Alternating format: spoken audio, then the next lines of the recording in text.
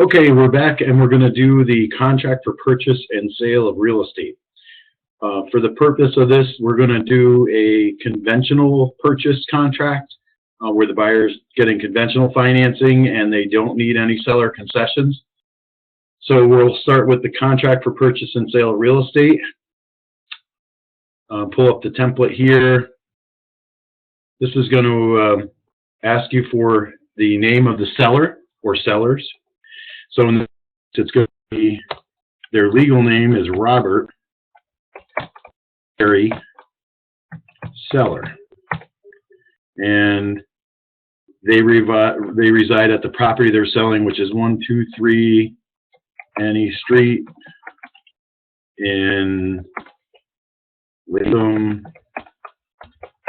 New York 12010. And then you're going to identify the purchaser. So the purchaser is going to be James and Mary Smith, and whatever their current residence is. Let's say they live at 123 All Street, not Wall Street, Street, and they're in Latham also.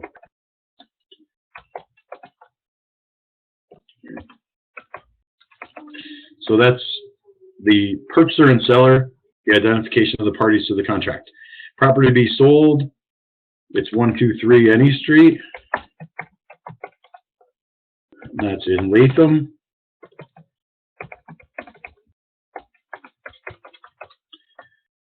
I'm sorry. You don't put the full address, you just put the street address. So the house number and the street name, and that's going to be in the city, village, or town of Latham, and that's Albany, Albany County. All right. Lot size, we generally see the attorneys put as per deed on their attorney approval letters. If you happen to know the lot size, you're going to put that there. If the lot size is important to your client, I would recommend putting it there.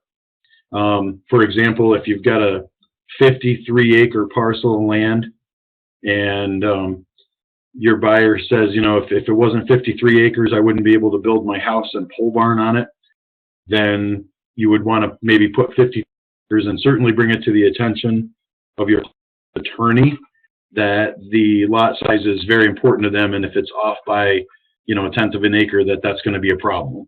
All right. Moving down to the items included in the sale, things that we typically add on here are personal property or personal property, such as the refrigerator, the range, the dishwasher. Oops.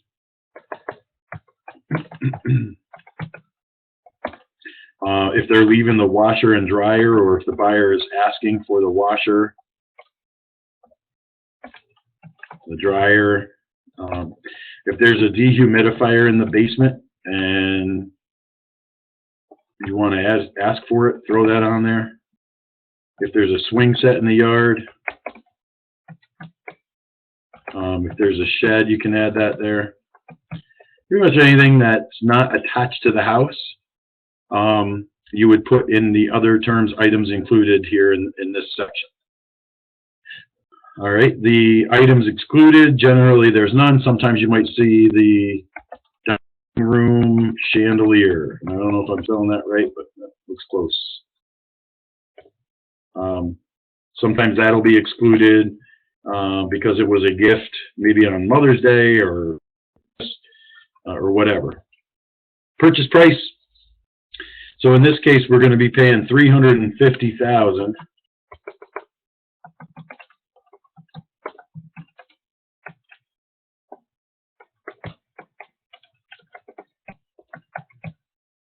And that's the way we write it.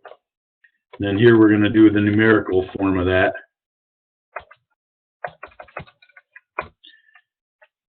Now they're going to put a $5,000 deposit down, and then they will pay the balance at closing, which in this case would leave $345,000 to be paid at closing.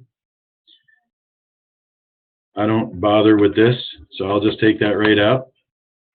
Sometimes when there's a seller concession, agents like to have the net to the seller clearly identified right here in paragraph 5. It's not necessary, but in this case, there's no concession, so purchase price is $350,000. It's contingent on them getting a conventional mortgage, and we're going to draw a line through there. They're going to be putting 20% down, which is going to be $70,000. So they're only going to be borrowing $280,000 for not more than 30 years. It's going to be either a fixed or an adjustable interest rate, and I've picked fixed, and it's not to exceed. You can put a number in there, or you can put the word prevailing. So it's not to exceed prevailing percentage. Purchaser agrees to use diligent efforts to obtain the approval. Normally we like to see them go ahead and apply for their mortgage within 5 business days. So I put 5 there.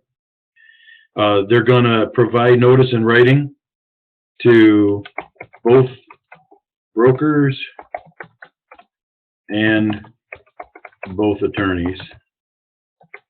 Right, that's when they get their mortgage commitment. They'll have that commitment by a certain date. So in this case, we're July 18th right now. I would hope that they would be able to have their mortgage commitment by August 18th, no problem. And keep in mind, if you date it for a holiday or a weekend, then it'll automatically roll over to the next business day. August 18th happens to be on a Thursday, so it doesn't really apply there. But if, let's say I had put August 20th, that would automatically roll over to Monday because the 20th is a Saturday, just so you're aware. And then for here, this contract made by written notice too, this would be if either party wanted to cancel because they didn't get their commitment by this date. So here we're going to put, they're going to cancel by notifying both brokers and the buyer or seller's attorney. All right. So this section just identifies the mortgage contingency, talks about them getting a conventional mortgage for $280,000 for a 30-year term at a fixed rate, not to exceed the prevailing percentage. Purchaser agrees to use diligent efforts and will apply for the mortgage within 5 business days after the sellers accepted the contract. The purchaser shall provide notice in writing to both brokers and both attorneys of the purchaser's receipt of the mortgage commitment. They'll have to have that commitment or waive this contingency by August 18th. And then either the purchaser or seller may within 5 days of this date terminate the contract.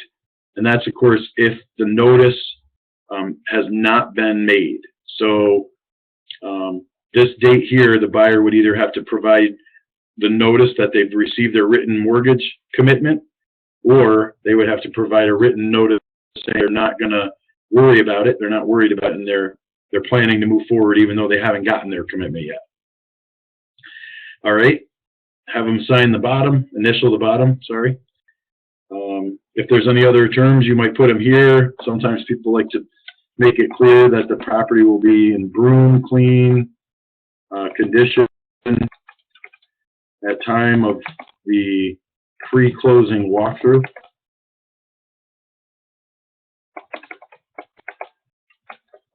There's different ways, language you can use in there, but that's one of the things we see most common. For the title and survey, depending on the county that it's in, that's going to be paid for by either the purchaser or seller. Albany County, we're going to put purchaser here. Conditions affecting title. Nothing would prevent the property from being used as for the purpose of a single family residence in this case. Of course, if you're selling a 2-family, you would put a 2-family residence. If you're selling a 4-unit, you know, you might put a multi-unit, or you could be specific, a 4-unit residence. For the deed, it's just a warranty deed with lien covenant. Again, if there's a particular type of deed that the seller has to convey to the purchaser, then the seller's attorney will make note of that, usually in their attorney approval letter. This transfer of title, paragraph 15, is just going to be a paragraph that shoots for a target date to close. So in our case, we're going to say we'd like to close on or around August 30th, 2016, all right? Again, same thing, if that date happens to fall on a weekend, the natural occurrence is going to be it's going to go to the next business day. This is just a target date. Make sure you tell your buyers when you're filling one of these out that there's no date really set in stone. It's just the date everybody's shooting for.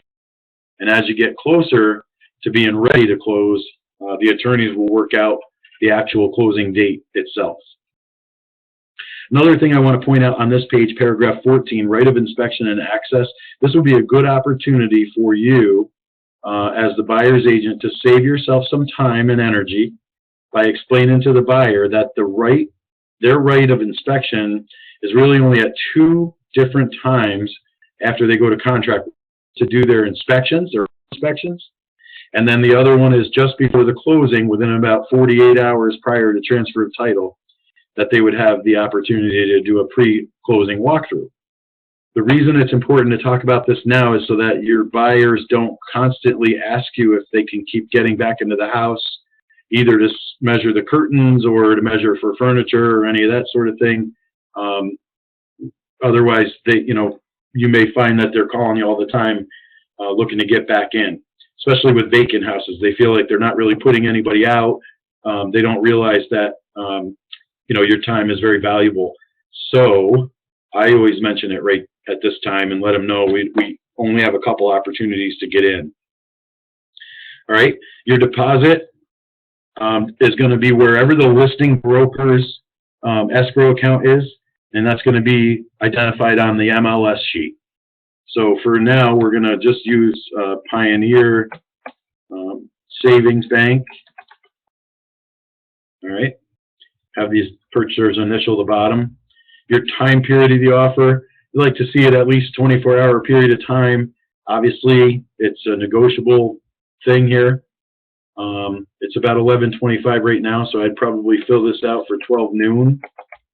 And tomorrow's date is July 19th. And purchaser and seller agree that Keller Williams Capital District and whoever the other brokerage is brought about the sale. So here's all ABC Realty. How's that? Since there's another brokerage involved, ABC Realty is the listing broker, and I'm with Keller Williams Capital District, and I'm working for the buyer. I'm the cooperating broker, and I shall be paid no less than 2.5% of the purchase price, no later than closing. The attorney's approval clause, the contingency shall be deemed waived unless the purchaser or seller's attorney on behalf of their client notifies. Of course, it's going to be the both brokers. And we're going to go with other attorney, right? And we always like to see this within about 3 business days. Could be 5 business days. I've seen some 7 business days. I'm a big fan of 3 business days, and I actually also prefer, rather than writing in 3 business days, and I spelled that wrong, of course.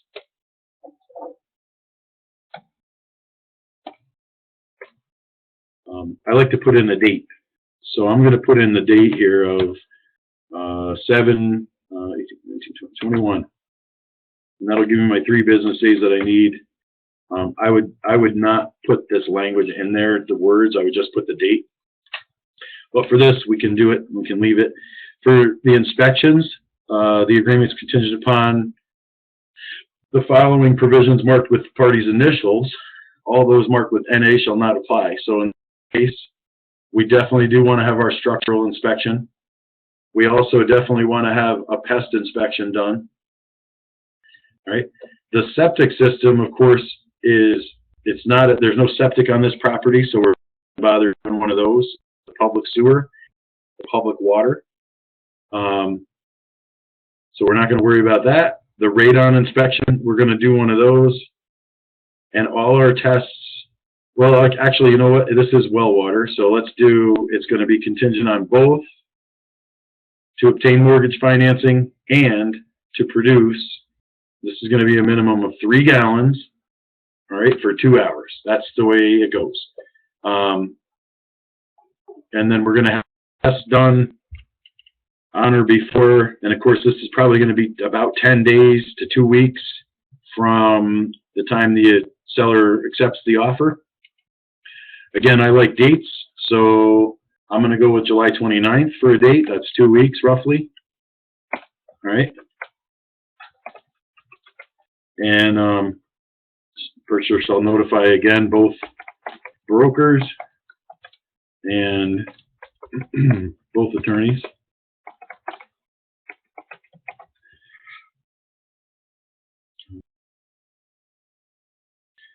So in this part here, we have to make the notice by a certain date. So I'm going to give it till August 2nd. The reason being that if we do our inspections on July 29th, which is a Friday, this will give us a couple of days to get the reports together and in a format that we can share them. And also the buyer would then have a chance to kind of think it over and review the report before making any issues of any findings. All right, page 4 is called the signature page. A lot of times we refer to this as the signature page. And this is where we're going to list any addendum that we included. So the first one that we know we have is the New York State Disclosure of Agency. And that's the New York State disclosure form provided by me to the buyer, that I represent the buyer as a buyer's agent. This house is built prior to 1978, so we are going to add a lead paint disclosure to it. And we're also going to add the seller's property condition disclosure statement if we have it. And the way I do that is by seller's property condition disclosure statement. So there we go. I just put the acronym in there, and that makes it easier. On this contract, conventional, with no seller concessions, these are really all we need. We definitely need the New York State Disclosure of Agency. If the property was built prior to 1978, we need that lead paint disclosure. And the seller's property condition disclosure statement, if it's available. All right.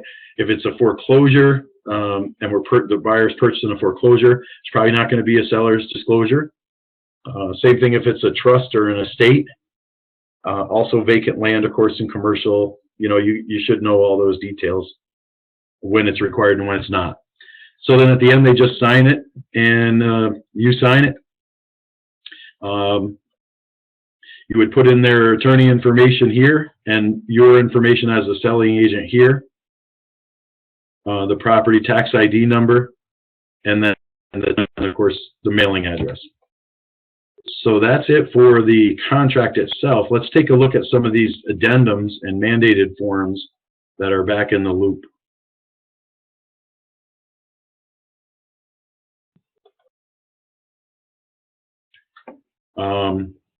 So we know the New York State Disclosure of Agency. Here's what it looks like. This is going to be where it describes a seller's agent and a buyer's agent.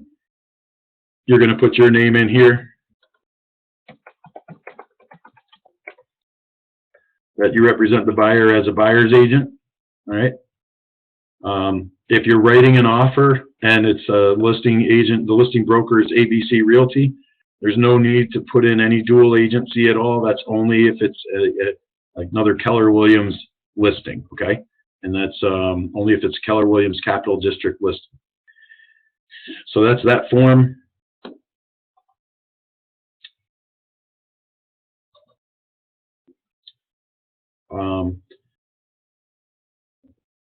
Of course, the property condition disclosure statement is the 4-page question for the seller. You probably would want to have the buyer sign, although it's not part of the contract. It wouldn't really be listed as an addendum. There is a disclosure to the buyer, letting them know that they're entitled by law to receive from the seller a signed property condition disclosure statement. They sign this and put it in, you put it in the file, and this is just where it stays to make sure that you have evidence that you did notify them of this law and they were aware of it. That's all it is. So it's not necessarily an addendum to the contract. It's not anything that needs to be attached. It's just something that you might want to have in your file. I didn't put a copy of the lead-based paint disclosure form in this folder here, but I do have one down here, so let's just take a quick look at this one. I may have already filled this one out as if I was the seller side, but you know what these look like. You want to make sure you have the most recent version of one of these. They changed it back in December 2015, and the way I can always tell is item C here under purchaser's acknowledgement. It says record report supplied by the seller, and then the instructions say to initial either item I or item I. So that word or is the one that lets me know that this is the most recent version of it. And also when you see this one set alone, you know you got the right version. But that little word right there, or, is the one that they changed that helps me know that I've got the most current version of the lead paint form. And you don't want to use an outdated version. All right. Multiple offer for procedure form, just in case you find yourself in a situation where there's multiple offers. This is an example of a multiple offer form. These may look different depending on the brokerage and what they end up using, but they usually will fill in a date and a property address, and then you'll fill in the name of the offerer, which would be the buyer, and then your name and brokerage goes here. It's just basically self-explanatory that they're letting you know that they're involved in a multiple offer situation, and all offers will be considered to the following. The offers must be in writing. No verbal offers will be accepted. The listing agent must receive your written best offer no later than, and they'll have a time and date filled in there. They'll have a fax number or an email for you to get it to them. And this is basically just letting you know that your buyer client may not have an opportunity to negotiate any further, and the seller most likely will choose one of the offers at the time that the listing agent presents them. And then your buyer is asked to sign and date it down here. Again, this is just an example of one. There's different layouts, I guess, of this form depending on the brokerage. So you may see something that looks a little different, but the gist is generally the same. They tell you that they're in multiple offers, and they give you a date and time to have your best offer to them by. All right, so that's an example of a straightforward, conventional financing purchase agreement. Hopefully we'll be able to get back on and do some of the other ones. All right, thanks. Have a great day, everybody. All right, so we should probably listen to some of these, right? Yeah, so start the first two should be available. Yeah.